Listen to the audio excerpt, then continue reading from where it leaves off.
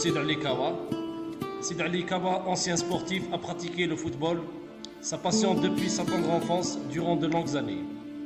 À la fin de son parcours de footballeur, il s'est investi dans la gestion du sport et a occupé la fonction de secrétaire général de l'entente sportive de Intaya pendant 3 années.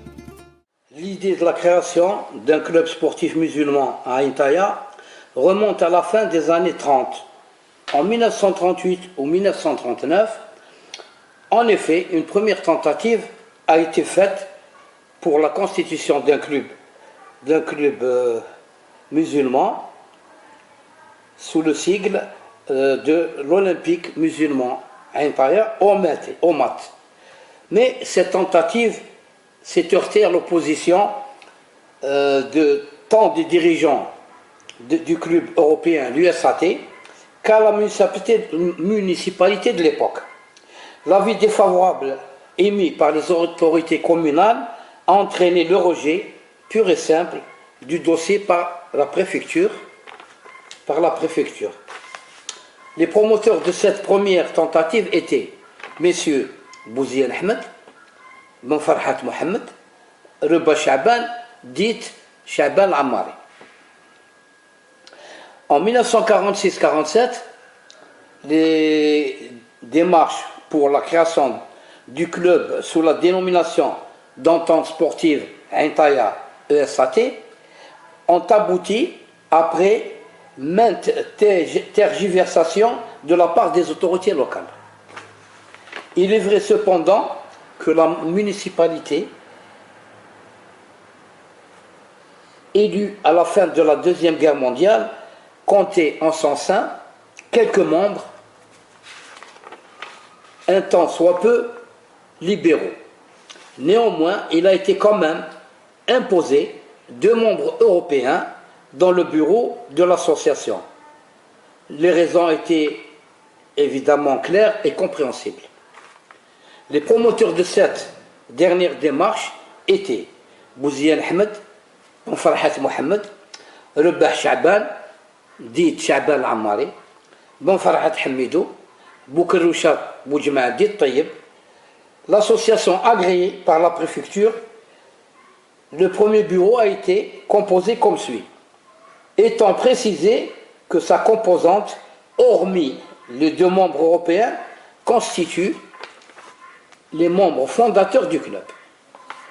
Président Bouziane Ahmed, secrétaire général Ben Farhat Hamidou, trésorier Ben Farhat Mohamed, membre Boukeroucha Boujma dit Tayyib, Reba Chaban dit Chaban Ammari, Ben Farhat Ali, Ben Farhat Ahmed dit Omar, Lekhel Mohamed, Safraoui Ahmed, Kelloul Saïd, Tallash Abdelkader, Moqdad Saïd, Ben Farhat Rabah, Campillo Joseph, Cervera Raphaël, les 2 Européens qui ont été imposés par les autorités locales.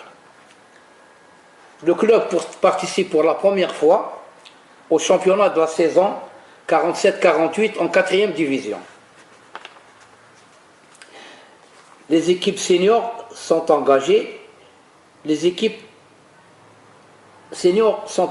Équipe première, équipe réserve. Les moyens financiers n'étant pas disponibles à l'époque pour l'achat des tenues sportives, des chaussures également, les responsables ont eu recours aux bienfaiteurs qui pouvaient aider le club, et c'est ce qui a été fait pour pouvoir démarrer cette saison en championnat. Les joueurs de cette équipe étant d'un niveau élevé, de bons joueurs, techniciens, l'équipe, dans un temps record, à peine 6 années, a accédé de la 4e division à la 1re division, l'équivalent de la D3 amateur actuellement. Entre-temps, des jeunes qui étaient en âge de pouvoir signer une licence de football ont fait la demande aux dirigeants pour la création d'une équipe junior, mais les dirigeants n'ayant pas refusé cette demande, leur ont répondu qu'ils traversaient une crise financière aiguë et par conséquent, ils ne pouvaient pas faire face aux dépenses pour l'engagement de cette équipe junior. Et leur ont fait la proposition de contribuer de leurs propres moyens. Ces joueurs ont répondu par la oui, ils sont engagés et ont même tenu leurs promesses. En 1949-50, le club Lyon junior, évidemment, ayant été engagé dans la compétition de la Ligue d'Alger, pour la première fois de leur participation à ce championnat, ces jeunes ont eu le titre de champion de leur groupe et cela leur a permis de participer au championnat d'Alger junior contre le Wydad Riyad Belcourt WRB. Malheureusement, ce jour-là, ils ont été battus par le score sans appel de 4-0. Leur gardien de but étant dans un jour sans, il a fait d'énormes bévues qui a occasionné des buts vraiment dignes d'un gardien de but débutant. Et cette distinction leur a échappé. Considérant leur comportement honorable, les dirigeants, la saison 48-49, ont décidé, plutôt 49-50, ont décidé de les surclasser et les verser dans l'équipe A, l'équipe junior, l'équipe senior. Ensuite, l'équipe senior a commencé son championnat en première division, mais l'inexpérience de ces joueurs et la forte opposition des équipes qui étaient dans ce groupe, à titre d'exemple, l'Olympique de Tizi Ouzou, le Sporting Club d'Alger, Bablouad, l'AS Kouba, le RC Arba. Mais la chance leur a souri puisque à cette époque-là, la Ligue d'Alger avait prévu pour les derniers classés dans leur groupe respectif des matchs de barrage pour éviter à l'un d'eux d'être relégué à la division inférieure. C'est ce qui s'est passé. Et l'équipe a été opposée à l'AS Rivé, Association Sportive, actuellement Mouftah, au stade de Rouiba. La rencontre s'est terminée sur le score de 1 but partout. Mais ce jour-là, l'équipe d'Aïntaï est revenue de très loin. Ils étaient menés à la marque 1-0 tout au long de la rencontre et il a fallu la 90 minutes in extremis, un miracle s'est produit, l'égalisation par l'équipe. Ce qui a imposé une autre rencontre qui a été programmée par la Ligue, un match d'appui. Ce match a été programmé au stade municipal d'Alger, actuellement 20 août 55. Ce jour-là, heureusement, l'équipe d'Aïntaya a fait un grand match et a remporté le match par 1-0. Mais ce jour-là, il y avait un grand gardien but dans les bois, le remplaçant de Ammari Belkacem, qui écopait une suspension d'une année pour agression d'un arbitre. Ce jour-là, comme je le dis, je le répète, il a été à 50% de la victoire et il a été l'homme du match. Il a annulé toutes les actions de but de l'équipe adverse.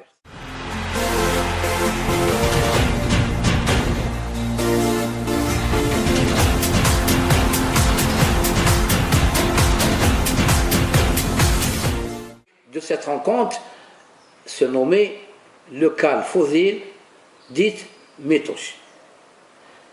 En 1955-56, l'entente a repris la compétition dans le championnat, toujours en première division. Après de 2 mois de la fin du championnat, en avril 1956, le FLN a communiqué un ordre pour cesser toute activité sportive à tous les clubs musulmans du territoire national, et même les autres disciplines. C'est ce qui a été fait, appliqué à la lettre. Après cet arrêt, les autorités civiles et les autorités militaires se sont mis à arrêter quelques dirigeants et quelques joueurs du club, torturés, jetés dans les geôles coloniales. Pour certains, ils ont eu peut-être, je dirais, la chance de sortir de prison quelques mois après, mais par contre, pour d'autres, ils ont passé cet emprisonnement jusqu'à la fin de la lutte de libération, c'est-à-dire après le cessez-le-feu. La lutte continuait jusqu'au 5 juillet 62, jour de l'indépendance, la liberté de notre... Mais auparavant, les chers fils du club, des joueurs, ont été lâchement assassinés et sont tombés au champ d'honneur. Je cite leur nom ci-après. Qaddour Omar dit Oumani, Hasnaoui Mnowar dit Khirwan, Chamouni Amran, Khalil Mohamed, قدور العربي عبد السلام نجار حميدو برانين عبد العزيز Gaëloul Saïd, supporter fidèle et très proche des responsables du club. Mustafa Krasi, entraîneur joueur du club, ex-joueur du MCA, Galia Sport d'Alger, CS Hammam Lif. Au cours de la saison 62-63, la Ligue a constitué le championnat baptisé Critérium National. Et l'entente a été versée dans le groupe de grandes équipes telles que le MC Alger, la JS Kabylie, l'USMMC.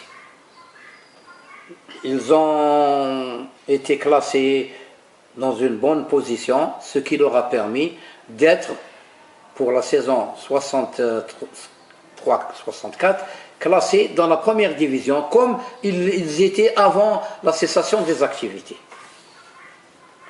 Ils ont continué leur bon nombre de chemin et ont affronté des équipes très fortes, coriaces, ce qui leur a valu la relégation en division inférieure. Et en 1965, saison 65-66, ils ont débuté dans la deuxième division. Après cela, ils ont continué leur parcours et ils ont eu à disputer par la suite, en 78-79, un match de barrage suite à leur classement en deuxième division, ils étaient premiers, contre l'équipe de Hamar Ain au stade de Bollorine. Malheureusement, après un match d'un très bon niveau, des buts qui sont abattus sur les deux gardiens de but, à savoir 9 buts, mais le résultat était en faveur finalement de Hamar Ain qui a remporté le match sur 5 buts à 4 et a alors par l'occasion accédé en première division. Après son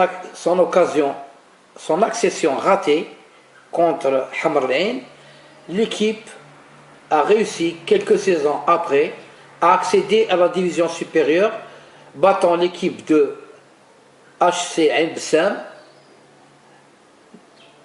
par un score de 3-0 lors du match de barrage disputé à Al-Khdaria.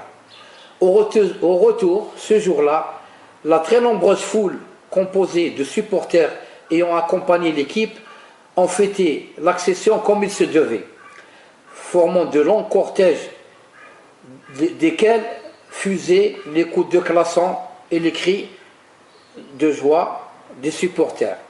Ils ne se sont séparés que très... Un fait important à signaler dans le parcours de l'entente, c'est la fusion avec l'équipe de la DNC qui avait déclaré forfait, et l'équipe d'Aintaya a pris l'ensemble des joueurs, le matériel, l'équipement, le staff technique, l'entraîneur, et a démarré le championnat cette saison sous les couleurs vert et rouge. Le championnat se déroulait et une forte rivalité s'était installée entre l'IRHD et le SAT, le club fusionné avec la DNC, et le classement de l'IRHD était à la première place et le SAT à la deuxième place avec un seul point d'écart. Cela a continué jusqu'à la fin presque du championnat, 3 rencontres du championnat. Et là, le match décisif devait se dérouler entre l'IRHD et Aintaya au stade de Aintaya. Pour Aintaya, il leur fallait une victoire. Un nul ne leur permettait pas d'emporter le championnat. Et malheureusement, ce match-là s'est terminé sur un score de parité, et c'est l'IRHD qui a accédé en National 2. C'était très important parce que là, ils n'étaient pas loin de l'élite. Cette équipe était composée des éléments suivants. Le maestro Hamid Boumoutidja, Sami Belhaj, Omar Qaddour, Allah yarhamou, Messous, Hassan Haddabi, et d'autres, je ne m'en souviens plus, mais je vous ai donné quand même quelques noms de cette équipe. Après cela, il y a un fait que je me dois de signaler concernant des joueurs du cru, lesquels ont fait leur premier pas dans ce prestigieux club, à savoir Hamid Boumoutadja, lequel, à l'âge de 15 ans, faisait partie de l'équipe cadette et était le joueur le plus en vue par rapport à ses coéquipiers. En effet, il possédait à cet âge-là déjà une technique de balle irréprochable. Il n'avait rien à envier un joueur senior. Et moi-même, lorsque je gérais le club saison 73-74 en tant que secrétaire général, lequel a signé d'ailleurs sa première licence dans mon bureau, et il m'en a fait voir. Et à cette époque-là, je lui avais prédit un avenir radieux dans son parcours footballistique. Et finalement, le temps m'a donné raison. Sans exagération aucune, moi personnellement, je le classe dans l'histoire du football de notre charmante station balnéaire Aintaya, comme étant le meilleur joueur, toute génération confondue. Vous allez peut-être vous dire que je n'ai que trop parlé de lui, mais figurez-vous, je n'ai dit à son sujet qu'une partie vraiment infime concernant son parcours de footballeur. Un autre joueur s'est distingué et était enfant du CRE, c'est Saadou Boualam, l'un des meilleurs gardiens de but que le championnat national a enfanté. Ces deux joueurs-là ont participé à 2 finales de Coupe d'Algérie. La première contre le USND au 5 juillet, et la victoire est allée sourire à la DNC sur le score 2-0, et la coupe a été emportée par cette équipe. La deuxième finale contre le MCO au stade de Batna, mais hélas, ils ont été battus sur le score 2-1, et la coupe a rejoint la ville d'Oran. Un troisième joueur du cru, c'est-à-dire du club, Hamar Hadjazi, a signé une licence d'une saison ou de deux dans un grand club, à des supporters nombreux, un grand club, et a été joueur sous la baguette de l'entraîneur regretté Abdelhamid Kermali, qui était un ancien joueur professionnel en France et qui a rejoint les rangs de l'équipe du FLN en Tunisie lors de la Révolution, notre glorieuse. Il est à noter que ces trois joueurs ont opéré dans des grands clubs malgré leur jeune âge. Les deux joueurs cités en premier, à savoir Hamid Bouboutilja et Saad Boualam, ont fait partie de l'équipe de la DNC. Quant à Hamar Hadjazi, il a joué au MCA, comme je l'ai souligné déjà. Ensuite, nous citerons le joueur doué, en l'occurrence Hamdan Hamadi, qui, à peine à l'âge de 17 ans, a été repéré par l'entraîneur du club, à savoir Mustafa Karassi, qui l'a incorporé, malgré son jeune âge, en équipe senior et a eu à jouer avec certains joueurs qui avaient peut-être le double de son âge. Je vous cite ci-après les présidents successifs ayant été à la tête de ce prestigieux club qu'est le SA Intaya. Bouziane Ahmed, Boufarhat Rabah, l'Arbi Mohamed, dit Si Mohamed par respect, Kelloul Youssef, Cheboub Abdelrahman, Qaddour Mahmoud, Farah Mohamed, dit Frisé ou Baba Mouh, l'inamovible capitaine d'équipe de la réserve lorsqu'il pratiquait la balande. Ensuite, nous allons citer les supporters fidèles et qui aimaient le club. Il s'agit de M. Damir dit Gambaz, Daoud dit Gambaz et Damir Mohamed, qui, à son sujet, je vous raconterai une petite anecdote qui s'est produite au stade d'Aïntaya. Lors d'une rencontre de football de l'équipe d'Aïntaya, lui, vendeur occasionnel de cacahuètes, chaudes et salées, tout en vendant ses cacahuètes aux supporters, il regardait l'équipe évoluer. Et une fois, face au grillage, un but a été inscrit par l'équipe.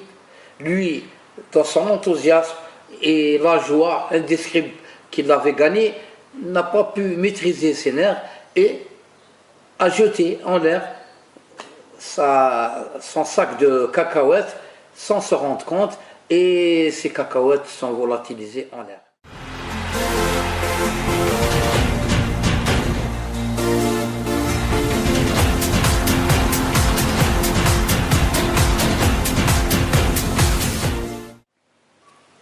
Un autre supporter a signalé, et je lui rends hommage à titre posthume.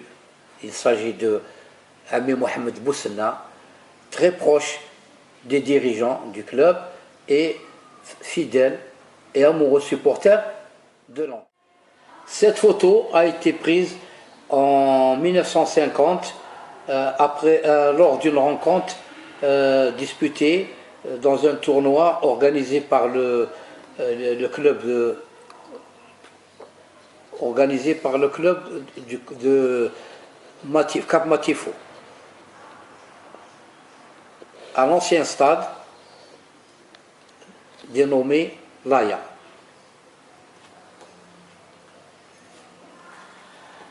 La suivante photo a été prise en 1965, saison 65, au stade de Snia, ex-Ménerville.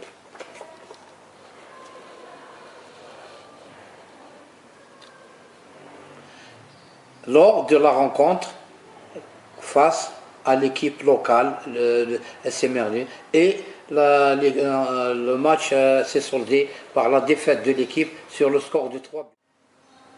La photo suivante représente l'équipe de Antaya sous la houlette de l'entraîneur Ouzi Ahmed, Allah yarhamou, et à l'occasion de la rencontre contre Regaya.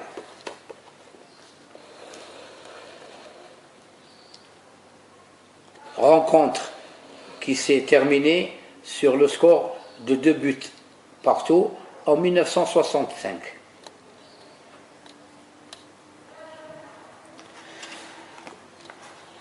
La photo ci-après concerne la deuxième équipe, la réserve. Et cette rencontre, cette photo a été prise lors d'une rencontre que j'ai complètement oubliée.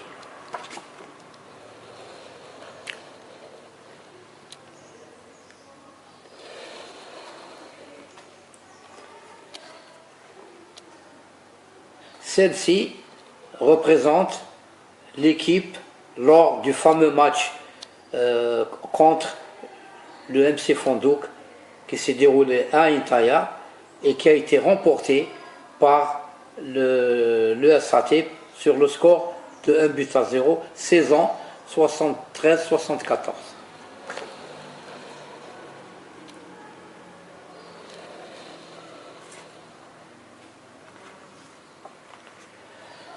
Une photo souvenir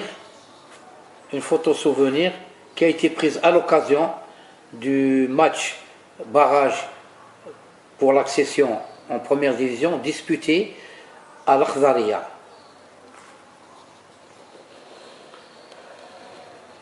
Et à la suite duquel Intaya a accédé en division supérieure et a battu l'équipe adverse, le HC Haïbsam, sur le score de 3 buts à 0.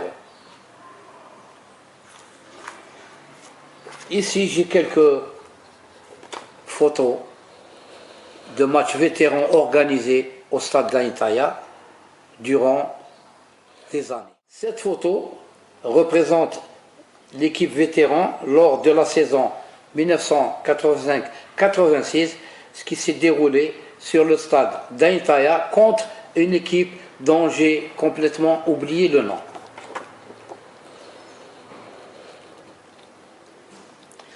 Sur cette photo, vous allez remarquer un petit enfant. C'est ma fille qui était âgée à l'époque de presque 2 années et qui maintenant est maman de 4 enfants.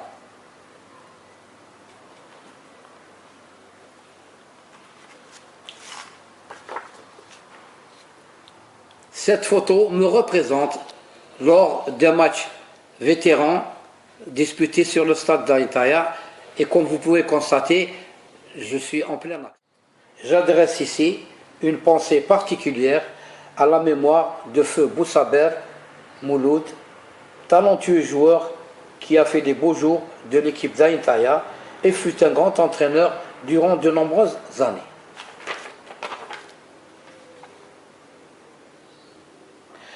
Je ne manquerai pas d'adresser un grand salut à mon ami et frère, le grand chanteur et artiste Cédric Jemaoui, connu à travers tout le pays, et même hors des frontières. Il était le chef incontesté et à l'origine de la création du groupe. Une pensée également va vers le grand joueur qui a fait le beau jour de l'entente, à savoir Moustapha Saïd, dit Zato, et avec lequel j'ai eu l'occasion de disputer pas mal de matchs. Ce fut un joueur exemplaire, il aimait gagner et jouer très intelligemment et avait une technique. Je ne manquerai pas d'adresser mes salutations les plus chaleureuses à la famille du regretté défunt Ben Farhat Hamidou, secrétaire général du club et membre fondateur de l'entente durant de longues années, et lequel m'a aidé et à me donner, à communiquer des informations importantes, très crédibles, précises et véridiques. Ensuite, j'adresse mes remerciements pour l'administration de la bibliothèque municipale de Ain Taïa et à sa tête M. Oudni Ibrahim, qui nous a gracieusement permis d'occuper les lieux en nous offrant tous les moyens pouvant nous permettre de mener notre mission à bon port. Je termine le parcours prestigieux de ce grand club qui a élevé très haut l'étendard et les couleurs vert rouge du club, et par la même occasion je voudrais qu'ils prennent exemple de ce que nous avons évoqué dans cette histoire du club, afin qu'ils adhèrent dans des clubs sportifs, des associations, dans n'importe quelle discipline, pour leur bien, pour leur santé physique, même pour leur comportement personnel, et peut-être, qui sait, ils pourront être des grandes vedettes, et l'histoire en parlera plus tard. Vive l'Algérie libre et indépendante, gloire à nos shuhada, wassalamu alaikum wa ila al-liqa wa muqabalat ربما في